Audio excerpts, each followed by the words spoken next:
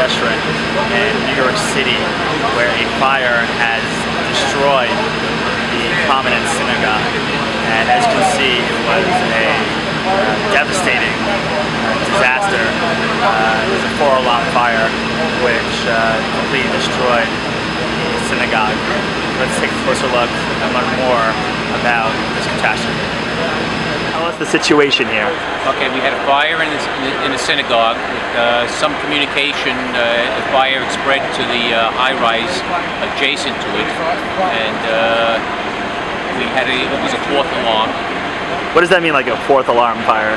Well, it was multiple alarms where we had a call over, I'd say 30 units here to fight the fire and then for relief. And you know, when you go into a fire, you never know what's going to happen. Is there any evidence of foul play or? It's as with all large fires, it's under investigation by the fire marshals. Okay, we were worried about collapse. We didn't have any collapse. The buildings department is taking a look at the synagogue now, and they said it's structurally sound at this moment. When you spoke to some of your colleagues, what was their first impressions when they walked in? It was a large body of fire on arrival, which is unusual. Okay, so I know the building had construction, so it wasn't occupied at the time. That might have been a cause of delay in the alarm. What are some things that people can prevent, like these type of? Are there any ways to prevent these types of fires? Well, especially buildings that are under construction should have a watch guard here on the scene, and make sure that all equipment is turned off when they leave for the workday. And did that happen here? We don't know. Actually, this has been a difficult couple of hours. Tell us a little bit about first call at this, this devastating fire. Your reaction. I got a call from Kenny Rockland at about 8:15 last night. I was just getting back from a Shiva call in a house of mourning in Riverdale, and he said, "Where are you?" I said, "I'm at 90th and 1st." He said, "I don't want to frighten you, but please come immediately to 85th and Lexington." And my first thought as I was driving there was, God forbid, maybe it's a person who was badly hurt or God knows what. And when I came here and saw the smoke, I was horrified, but I was grateful that it was only a building burning and not a person's life that was lost. Sure. And the building has been under construction, and you've been holding service. It's been under renovation. We've been holding services across the street in the Ramaz Middle School. So the immediate dislocation for us is not significant, but our whole present and future has changed in a matter of minutes. Right. And how has the community come out? The community has been fantastic. I think half the membership of the congregation was on Lexington and 85th Street, and I've gotten hundreds of emails and calls and offers of help, and even checks, and a commitment from one wonderful generous donor. He said, "I'll rebuild the roof. I'm a roof person." That's nice. So it's been, I have no doubt that the community will rebuild this synagogue, and it will be, please God, more beautiful than ever. Yeah, and it's been amazing, like speaking to firefighters that helped tremendously in this. The fire department of New York was heroic. I thank God. I think there was one who was hurt. I'm not sure exactly how. Everybody else came through. There was no loss of life. The police were fabulous. The Department of Buildings has been terrific. They've already been through both buildings, the synagogue and the school. They gave us a somewhat better report on the synagogue than we actually thought. Remains to be seen. Right. Have you been inside? No, I'm not allowed to go in. Okay. I'm not allowed to go in. Right. So you're a congregant, and obviously this is a devastating experience. What are some of your thoughts? It's a devastating experience, as you say. It's I mean, I'm not just a congregant. My family's been in this synagogue for 7 generations. I'm the 5th. My children and grandchildren, the 6th and the 7th. You know, we're KJ Ramaz people, and this is the center of our religious and educational life. It took quite a blow. And how did you hear about the fire? It's still standing, but yeah, quite a blow. And how did you hear about the fire? Somebody called me and said they had just gotten a call. They were on their way up to see it. I actually live in Westchester. Then it was all over the news. So what are your thoughts? Terrible. It's an accident. Who knows? I don't know. You never know. We don't have any confirmed proof of what happened, except you know the fire started on top. Negligence has to be something of that nature. Some negligence by the workers, left probably, like my friend says, a cigarette somewhere. At 5 o'clock when they left, 8:30 started. Right. Well, we wait to hear from the fire marshals to see what they say. Did you hear anything?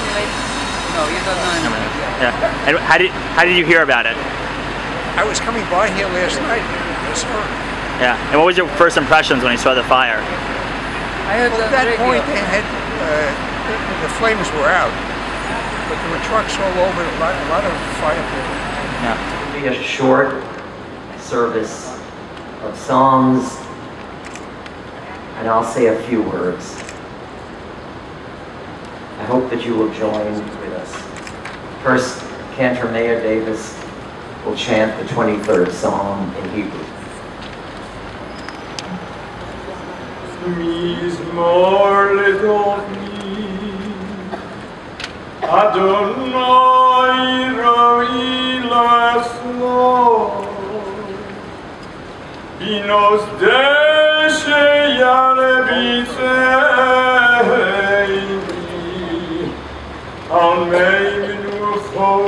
Song of Ascents. I lift up my eyes up to the hills. From where will my help come? My help comes from the Lord, maker of heaven and earth. He will not let your foot stumble. He who guards you does not slumber. See, the guardian of Israel neither slumbers nor sleeps. The Lord is your guardian. The Lord is your shade at your right hand. The sun will not strike you by day, nor the moon by night. The Lord will guard you from all harm. He will guard your life. The Lord will guard your going and coming now and forevermore. Rabbi Eli Weinstock.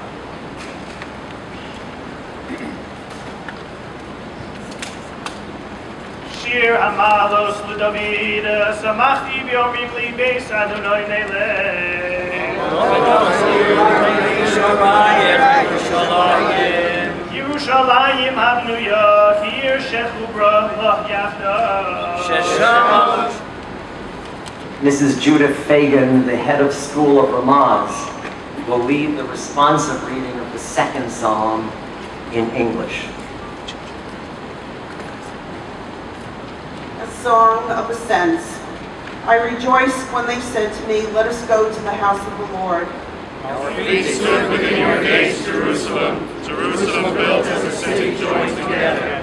There the tribes went up, the tribes of the Lord, as a testimony to Israel, to give thanks to the name of the Lord. Rabbi Alexander K. Shir Hamalos LeDavid, Lulei Adonai Shehaya Lanu Yomarna Yisrael. Lulei Adonai Shehaya Lanu Yomarna. Azai Chayim B'Launu Bacharos Apam Banu. Azai Chayim Finally, Gila Platetic, our congregational scholar. A song of ascents of David. Had the Lord not been at our side, let Israel say it. Had the Lord not been at our side, when men rose up against us, they would have swallowed us alive when their anger raged against us. The waters would have engulfed us, the tide would have swept over us, the raging waters. Blessed be the Lord, who did not leave us as prey for their teeth. You stayed like a bird from the fowler's trap, help is in the name of the Lord, maker of heaven and earth. That last song, in a certain sense, says it all. We stand here in the presence of miracles. Those of us who were here last night know what was raging just behind me. The flames leaping toward the sky, the black smoke billowing toward the heavens. It looked like the end of the synagogue, and who could possibly guess where it might spread? But we do live at a time of miracles. Miracles from God and miracles from God's servants here on earth. In particular, the heroic action of the fire department of New York.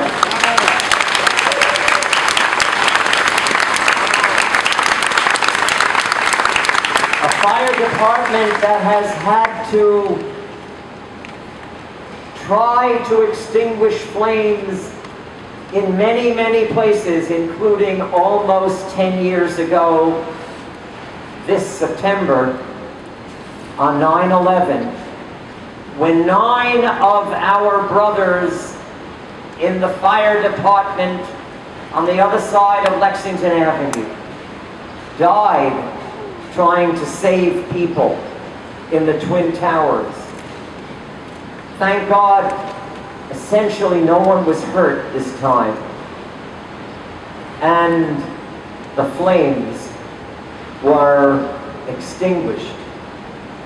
Thank God the police department came to our aid and organized everything in the most respectful and efficient way.